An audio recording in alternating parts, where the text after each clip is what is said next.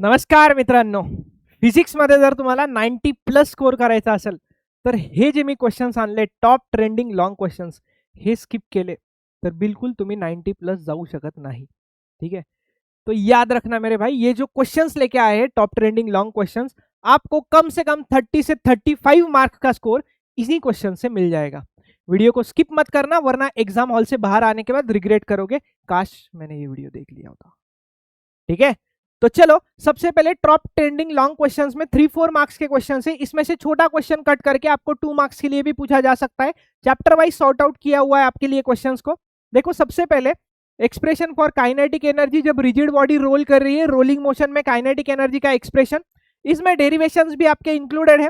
Then torque का expression with uniform angular acceleration, जो कि हमारा फॉर्मूला होता है tau is equals to I alpha वाला. देन पैरेलल एक्सिस थ्योरम और परपेंडिकुलर एक्सिस थ्योरम, ये बहुत ज्यादा इंपॉर्टेंट मैं बोल रहा हूं, स्टार मार्क कर देना इसको जितने चाहे उतने. रीजन के साथ बता रहा हूं, पूरे प्रीवियस पेपर्स का एनालिसिस किया हुआ है, उस एनालिसिस के बाद इस वीडियो को बना रहा हूं. ठीक है, ऐसे ही हवा में गोलियां नहीं मार रहा हूं. पेपर में ये क्वेश्चंस दिखेंगे आपको मंडे के दिन. पैरेलल एक्सिस थ्योरम और perpendicular axis theorem last 2 year से पूछा नहीं गया है फेब्रुवरी वाले अटेम्प्ट में. ठीक है, याद रखना, और बहुत इंपॉर्टेंट होता है वो. नेक्स्ट आता है आपका मोमेंट ऑफ इनर्शिया का डेरिवेशन. अब यहाँ पे मैंने मोमेंट ऑफ इनर्शिया का डेरिवेशन डिस्क के लिए बोला हुआ है, अलग अलग शेप्स के लिए आ सकता है मोमेंट ऑफ इनर्शिया का फॉर्मूला. एंड देन पैरेलल और परपेंडिकुलर एक्सिस थ्योरम यूज करके आपको कोई भी एक दो कंडीशंस पूछे जा सकते हैं. देन लीनियर वेलोसिटी का डेरिवेशन कहाँ पे, वर्टिकल सर्कुलर मोशन में लोवेस्ट पॉइंट पे, मिड पोजीशन पे और टॉप मोस्ट पॉइंट पे, ये भी पूछा जाएगा. देन नेक्स्ट पॉइंट आता है आपका obtain an expression for rise of liquid in capillary tube from fluids, capillary rise fall वाला expression H equals to 2t cos theta divided by r rho g. Then expression for terminal velocity, most important question. Then Bernoulli's equation, Bernoulli's equation को 2-3 बार practice करना हो जाएगा, बहुत बच्चों को डर लगता है इससे, पिछले कुछ वीडियोस में डिराइव भी करके दिया है सिंपल वे में. देन केटीजी से perfectly black body, Ferry's black body का क्वेश्चन आता ही आता है, या तो डायग्राम पूछता है या तो उसका एक्सप्लेनेशन पूछ लेता है. भाई Ferry's black body is the most important point from the KTG. ठीक है. Next Kirchhoff's law of radiation आता है, और केटीजी से ये सबसे बड़ा डेरिवेशन जो एक होता है कि derive an expression for pressure exerted by gas on the basis of kinetic theory of gases, P equals to 1/3 rho into VRMS square वाला जो फॉर्मूला है करके जाना. नेक्स्ट आपका आता है वर्क डन एडियाबेटिक प्रोसेस में. एडियाबेटिक और आइसोथर्मल के वर्क डन का डेरिवेशन अच्छे से करके जाना, 100% क्वेश्चन मिलेगा, या तो न्यूमेरिकल मिलता है उससे. देन हीट इंजन का डायग्राम एंड वर्किंग अच्छे से करके जाना, सिर्फ डायग्राम भी पूछ सकता है 2 मार्क के लिए. Then next kinetic energy potential energy का एक्सप्रेशन ऑसिलेशन में जो पार्टिकल एसएचएम परफॉर्म कर रहा है, इसमें आपको 2 पॉइंट तो छोड़ना ही नहीं है. एक तो kinetic energy, potential energy, total energy वाला section, and next displacement, velocity और एक्सेलरेशन वाला पॉइंट. ठीक है. तो next differential equation of SHM. Next आता है derivation of time period for simple pendulum, T equals to 2π√L/g. Then potential energy का expression mean और एक्सट्रीम पे. अगर एनर्जी वाला पॉइंट अच्छे से कर लेते हो, काइनेटिक, पोटेंशियल, टोटल, हर अलग अलग पोजीशन पे, तो ये क्वेश्चन उसी में कवर हो जाएगा. मैंने अलग से बस वैरायटी दिया है कि इस टाइप में आपको क्वेश्चन आ सकता है. Then law of conservation of energy SHM का ग्राफ बनाना है, ये भी आपका एनर्जी वाले ही पॉइंट में रिलेटेड है. ठीक है, ये भी एनर्जी वाले पॉइंट में ही इंक्लूड होता है. Then composition of 2 SHM, important तो है बट इतना भी नहीं कि आने के चांसेस बहुत ज्यादा है, बट आप प्रिपेयर करके जा सकते हो इसको. देन नेक्स्ट आता है 1 dimensional simple harmonic progressive wave. Wave travel करती है, प्रोग्रेसिव वेव का इक्वेशन.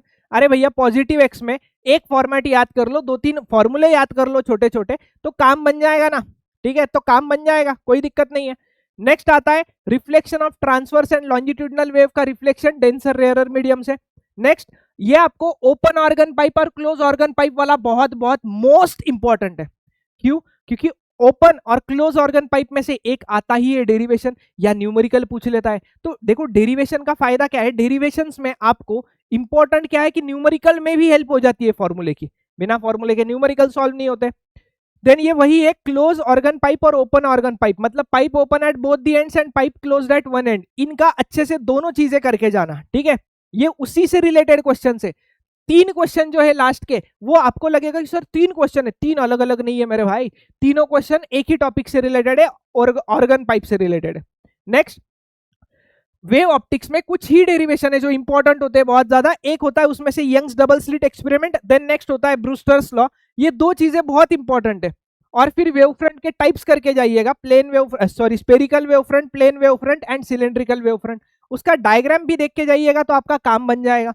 देन नेक्स्ट अगर हम लोग आगे आते हैं, मीटर ब्रिज एक्सपेरिमेंट, पोटेंशियोमीटर का यूज कैसे होता है, देन बैलेंसिंग कंडीशन क्या है व्हिटस्टोन्स ब्रिज का, देन उसके बाद conversion of MCG into ammeter, उसके फॉर्मूले ऑब्टेन करना है, मतलब फॉर्मूला लिखना है उसमें आपको बस। Then current flowing through MCG is directly proportional to angle of deflection, ये प्रूफ करना है। इलेक्ट्रोस्टैटिक्स और करंट इलेक्ट्रिसिटी बहुत इंपॉर्टेंट चैप्टर्स बनते हैं। नेक्स्ट एम्पियर सर्किटल लॉ आता है, उसमें आपको एक्सप्लेनेशन भी पूछेगा। देन नेक्स्ट बोर्स मैग्नेटॉन क्या होता है, उसका डेरिवेशन पूछा जा सकता है। मैग्नेटाइजेशन, मैग्नेटिक, देखो ये जो ऐसे क्वेश्चंस है ना, ऐसे क्वेश्चंस भी आपको 3-4 मार्क्स में मिल सकते हैं। जैसे 2 मार्क्स में मिलते हैं, 2 डेफिनेशन पूछ लिए, 4 मार्क्स में भी मिलते हैं। एक ही क्वेश्चन में 3-4 चीजें पूछ ली डेफिनेशन और फॉर्मूले के टाइप में। Then next orbital magnetic moment क्या होता है इलेक्ट्रॉन का, उसका फॉर्मूला डिराइव करना है बोर मैग्नेटॉन के साथ। ट्रांसफॉर्मर क्या होता है और वर्किंग बताना है। ट्रांसफॉर्मर में step up step down short में याद करके जाना। एलसीआर सर्किट क्या होता है, उसका इंपेडेंस का एक्सप्रेशन डिराइव करना है। देन ईएमएफ इंड्यूस कैसे होता है, rate of change of magnetic flux in the electric circuit, वो भी देखना है।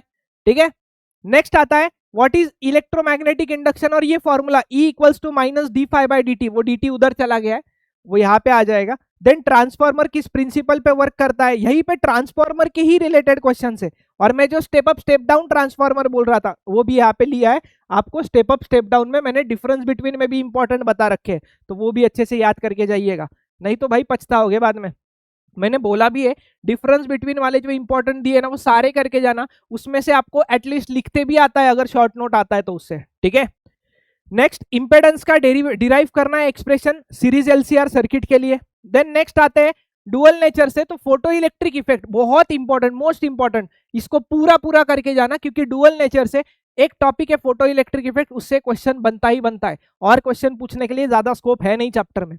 देन उसका इक्वेशन ये फोटो इलेक्ट्रिक इफेक्ट में ही आ गया। देन न्यूक्लियर वाले सेक्शन में law of radioactive decay, chemical kinetics में, केमिस्ट्री में भी आप वैसे ही पढ़ते हो, सेम कंपेयर करके पढ़ लो, दोनों चीजें कवर हो जाएगी, वो भी उधर इंपॉर्टेंट है। और उसका रिलेशन डिराइव कर रहा है n equals to N naught E raise to minus lambda T, यहाँ पे आया नहीं सही से वो E raise to minus lambda T वाला। देन उसके बाद बोर्स का जो पॉस्टुलेट्स होते हैं उनका यूज करके हम लोग टोटल एनर्जी का एक्सप्रेशन भी डिराइव करना है, इंपॉर्टेंट है। और बाइंडिंग एनर्जी डिफाइन करना है, सिंपल है, binding energy is nothing but negative of total energy. Total energy का एक्सप्रेशन डिराइव कर रहे हो वो माइनस में आता है, माइनस अगर हटा दोगे तो वो क्या बन जाएगा, वो बन जाएगा बाइंडिंग एनर्जी का expression.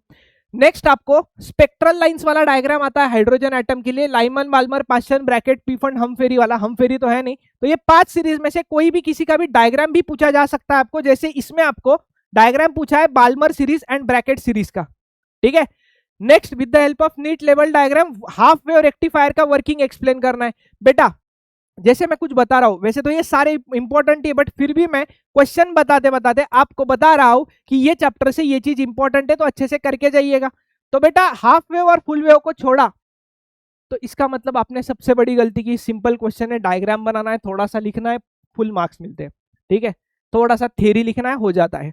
Working of transistor as a switch, ठीक है, इंपॉर्टेंट है, इतना भी नहीं। एनपीएन ट्रांजिस्टर का वर्किंग इंपॉर्टेंट है, जिनर डायोड इंपॉर्टेंट है। और यहाँ पे मैंने रेक्टिफायर लिखा ही है, एक हाफ वेव लिखा है और एक फुल वेव लिखा है, क्योंकि इससे क्वेश्चन बनते ही है भाई, हाफ वेव फुल वेव से। तो बेटा ये क्वेश्चन से आपको मिनिमम 30 से 35 मार्क्स मिलेंगे, सिर्फ 3-4 मार्क्स के क्वेश्चंस में नहीं। इनमें से आपको कुछ क्वेश्चंस 2 मार्क के क्वेश्चंस में भी डायग्राम या सिर्फ एक्सप्लेनेशन डेफिनेशन उस टाइप में भी आपको मिल सकता है। तो भाई ये वीडियो को करके जाना और कमेंट करके बताना पढ़ाई कैसी चल रही है आपकी, क्या चल रहा है आपके माइंड में। डर तो कम कर रहे हैं ना अभी हम लोग, और आपको क्या क्या चाहिए वो आप कमेंट करके बता दीजिएगा। चलो, थैंक यू एवरीवन।